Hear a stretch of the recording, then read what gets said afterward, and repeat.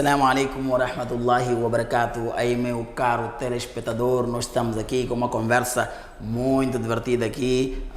Estamos com um convidado de honra, um convidado que de longa data a gente dispensa todo comentário.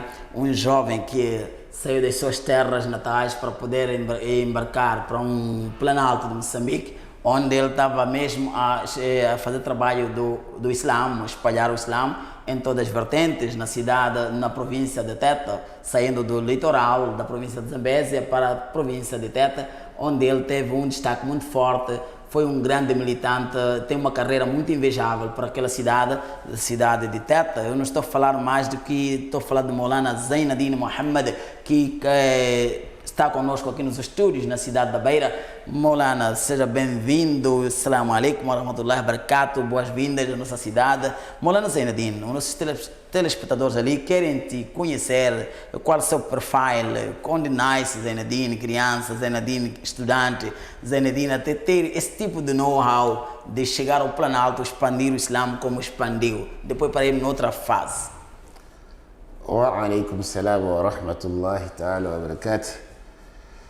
Já agora, muito obrigado, Maulana, ter me convidado para fazer parte deste programa, né?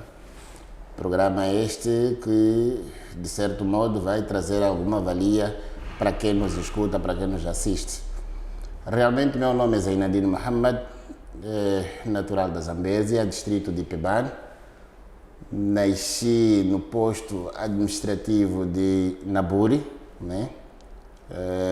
Localidade de Tomea, lá para os anos 74. Mashallah, mashallah. Aos 10 anos saí da zona de origem, NEM, para a sede do distrito de Pebane, onde frequentei o meu ensino básico, né? Até 7ª classe, na altura. Não obstante as situações políticas, militares que aconteciam na altura, não havia mais como continuar com os estudos seculares. Porém, Zambésia é predominantemente islâmica.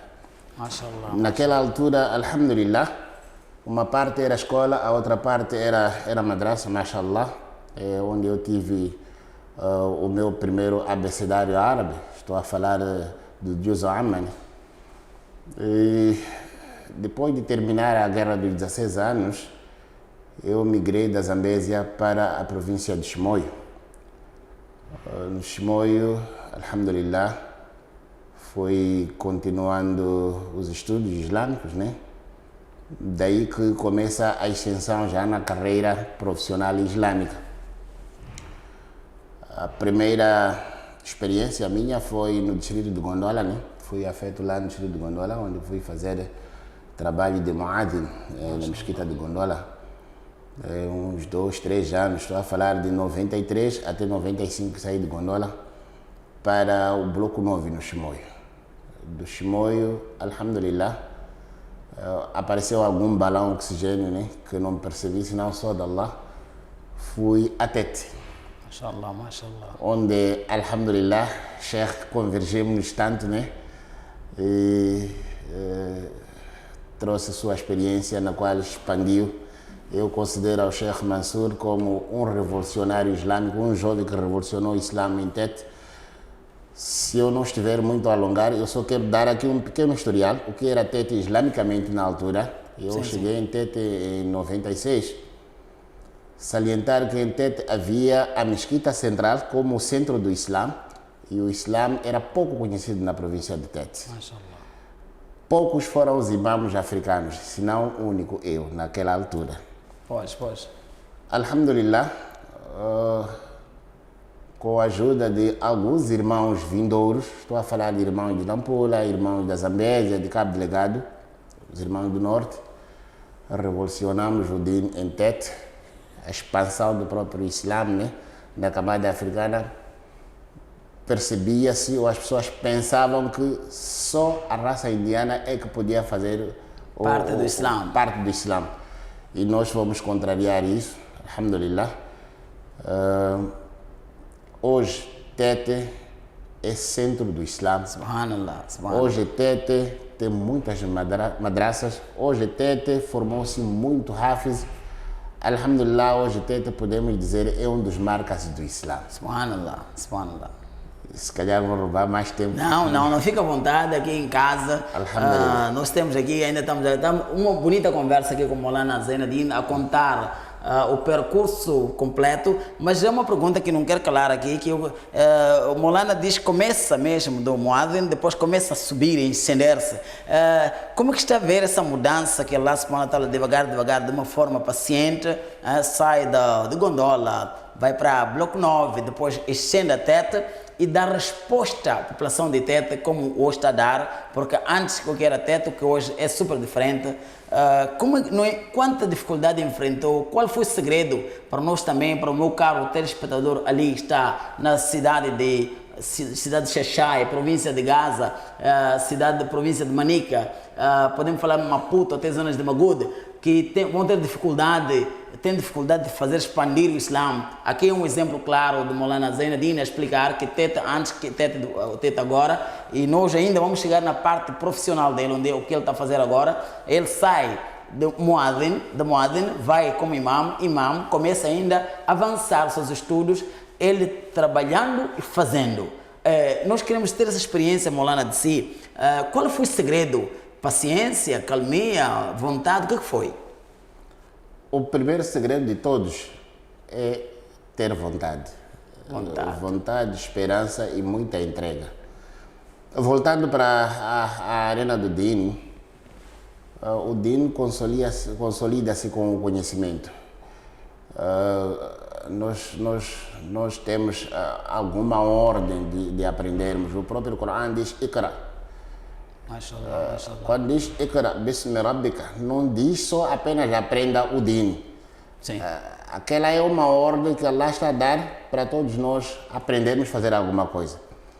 Se você está enquadrado na área estudo secular e você é muçulmano, a intenção deve ser: eu vou aprender, trazer este aprendizado para poder espalhar ou expandir o meu Din da melhor maneira. O Din deve ser espalhado com algum conhecimento sólido. Porque o ilm é o caminho. A sabedoria é o caminho que todos devem trilhar. Mas este trilhar deve ser trilhado com alguma iluminação, que é o saber. Mashallah. Este saber deve ser um saber profundo, não só na área do Din, tanto como também em outras áreas. Mas dizia, qual foi o segredo? O segredo foi perseverança, né? Sim. Muita entrega e vontade de fazer as coisas. Eu, em Tete, primeiro fui colocado na mesquita de Canongola, onde na altura, lembro muito bem, foi em 96, como muçulmanos existiam apenas 15 muçulmanos. Allah. Alhamdulillah, doar, muita entrega, dedicação, abnegância. Ali, alhamdulillah, o número subiu para 80 muçulmanos permanentes. Muçulmanos De 15? de 15 para 80. Mashallah. A maior parte deles, se não dos 15 para lá, todos eles convertidos naquela altura. Um dos segredos maior que trouxe esse sucesso, eu quando cheguei lá percebi que para mudar a mente do homem, muda-se a mente dele a partir da sua própria casa. Isso quer dizer, convencer um pai a partir do filho. A aposta maior foi de pegar as crianças que estão ali, pôr-lhes a ensinar, e dessas crianças faziam chegar o recado aos seus pais. O Islã no Canongola expandiu-se com crianças não muçulmanas, que levavam as aulas, o aprendizado da madraça para casa, transmitia.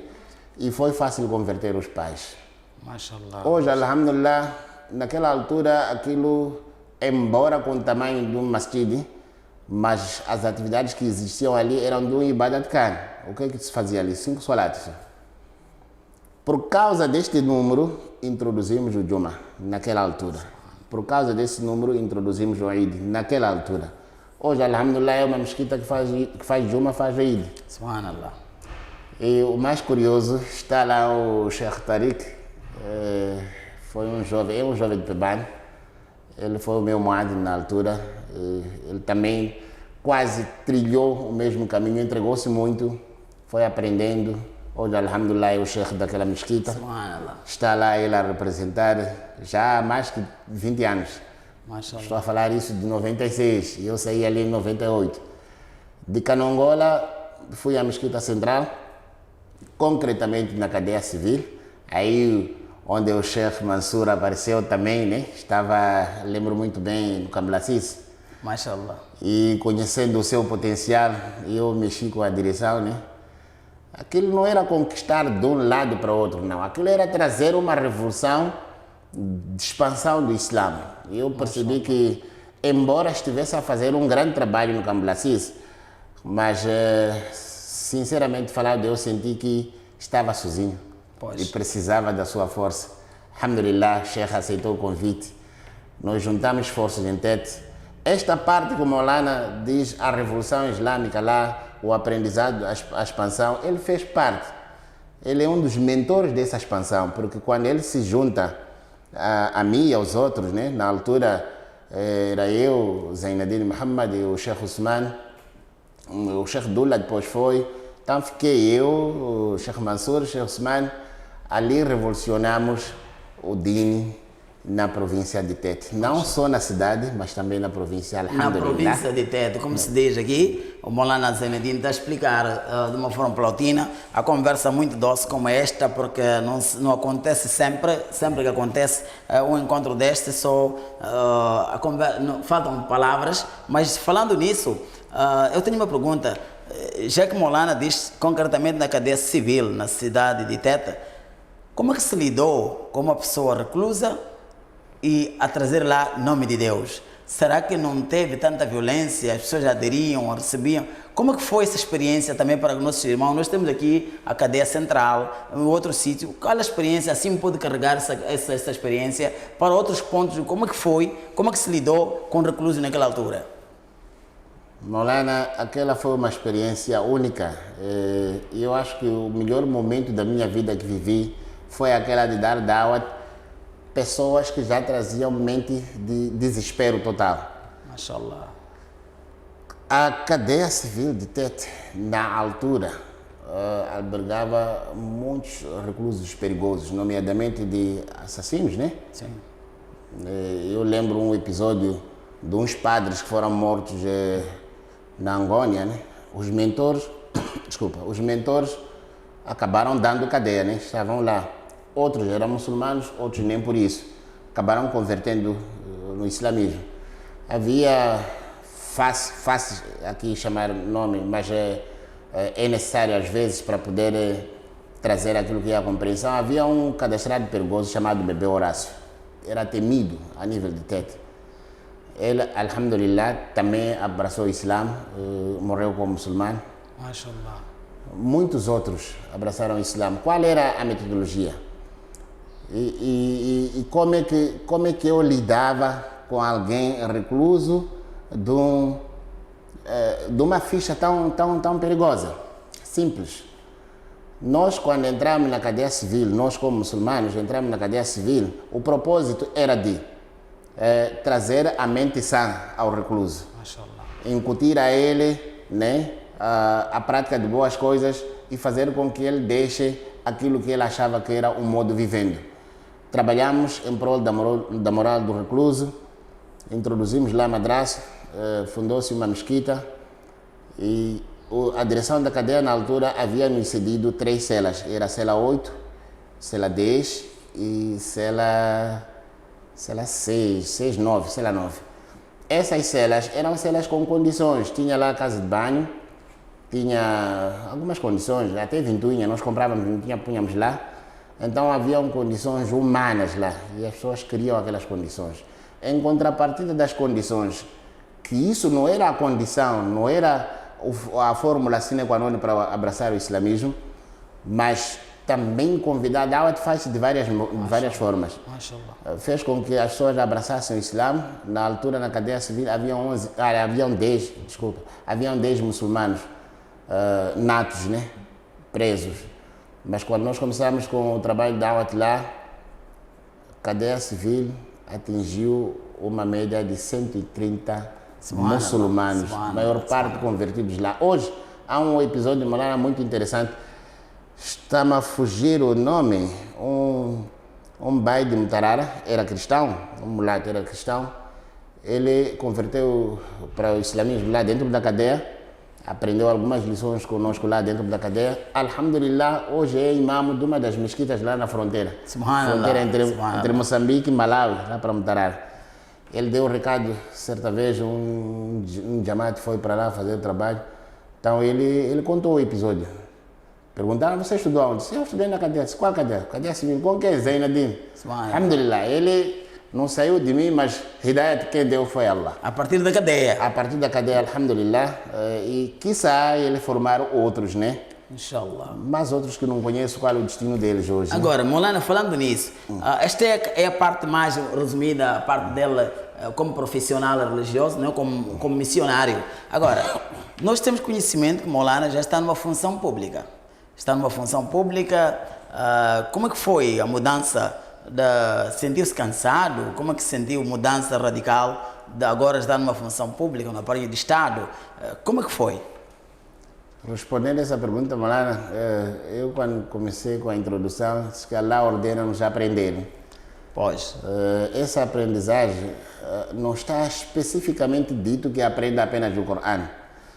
Eu, na altura, quando estava na cadeia, percebi que para melhor transmitir aquilo que é o Islã, eu devia ter um conhecimento secular, bastante. Pois. Para melhor expressar, melhor traduzir, melhor convencer. Hoje, a pergunta que se faz, o que é isso de islamismo? Vocês são terroristas. São perguntas que os cafres fazem. E se não estamos preparados, nós vamos concordar com ele. Porque aqueles que estão ali matam em nome de Allah. Eles dizem, Allah Akbar, estão a matar pessoas. E o Islã também diz Allah Akbar. Yeah. Então, se você não está preparado, automaticamente não vai saber como defender o seu Islã. Poderá dizer, não sei, acho que sim. Não deve achar. Deve afirmar categoricamente, mas com um conhecimento sólido. Isso me levou a ir à escola, né? Eu, na altura, tinha 7ª classe quando fui a TET. Então, matriculei na escola industrial, fui fazer contabilidade. 1º ano, 4º ano, curso noturno, estudo fazia de noite. Como é que eu conciliava o estudo secular com os trabalhos de din? Lá na escola industrial, entrava-se 18 horas. Eu, depois de Maghreb, ia à escola. Da escola industrial para a cadeia civil, estava mais ou menos 300 metros. Quando chegasse a hora de Isha, eu pedia ao professor, depois ia fazer a Isha, voltava. E nós despegávamos 22 horas. Foi assim minha vida durante 4 anos. Conciliava desta maneira. Alhamdulillah, terminei o curso de contabilidade, né? Depois, sabe, quando o homem tem alguma coisa, depois quer mais, né? Tive mais ambição de conhecer mais, fui matricular na escola secundária, fiz 11ª, 12ª. Mas na altura, quando eu estava na cadeia, houve uma oportunidade. Eu não estava cansado para sair, deixar de fazer o trabalho de din. Deixar de fazer o trabalho de din como imam não é igual deixar o Islã, não é isso. Deixar de dirigir salat e dar aulas, dar madras. Isto é o que eu deixei de fazer. Não houve nenhuma motivação aqui, como quem diz, estou sendo maltratado. Não. Foi uma opção própria. E eu acho que desta maneira faço melhor o meu din, né? Seu din. Sem que alguém, digamos, venha, entre aspas, né, impor. Então, eu tive uma oportunidade na Segurança Social. Na altura, espalhei meu currículo. Meti currículo no aeroporto, meti currículo na Segurança Social, meti currículo... Foi aonde aquilo? Na agricultura. Alhamdulillah, todos os currículos foram aprovados. Subhanallah. E houve uma coincidência. O do aeroporto do INSS, no mesmo dia, fui chamado. Mashallah. Aí o INSS estava mais perto de onde eu vivia. Pensei em começar por lá e deu certo, alhamdulillah, até hoje estou lá. Mas há um dado curioso, Mola. Eu vou ao INSS, tinha só 2 vagas. Nós éramos 130 concorrentes para 2 vagas. Uma era de contínuo, a outra de guarda. Ok. Eu candidatei-me para ser contínuo. Minutos depois percebi que não, a política de contínuo, aquela pessoa que o Estado hoje, naquela altura pensava assim, mas era isso mesmo, que o Estado quer dar oportunidade às mulheres. E esta vaga, como é uma vaga de pouco trabalho, provavelmente eu hei de ficar. Então, eu vou me candidatar à guarda, porque guarda é um trabalho duro, dá para homem. Fui lá ter com o chefe de recursos humanos, manifestei vontade de mudar o meu concurso. Perguntou-me porquê e eu expliquei. Assim, alhamdulillah, aconteceu, passei resumidamente. Então, entro como guarda, fico lá por algum tempo. A coisa foi acontecendo, foi mudando. Hoje, alhamdulillah, já não sou guarda, sou chefe da contabilidade. Hoje, alhamdulillah, fiz o meu nível superior, formado em Economia e Finanças. Esta formação é para dar mais valia ao meu Islã. Mashallah. Formei-me com intenção, alhamdulillah, de mim mesmo melhor me informar, mas também contribuir para o meu din. Mashallah, subhanallah. Aqui estamos com o Maulana a falar mesmo o seu percurso e a vida da cidade de Teta. Maulana, nós temos até chegar o mês de Rajab. Qual é o recado que deixa para os muçulmanos no mês de Rajab? Primeiro, o que é Rajab para o Islã?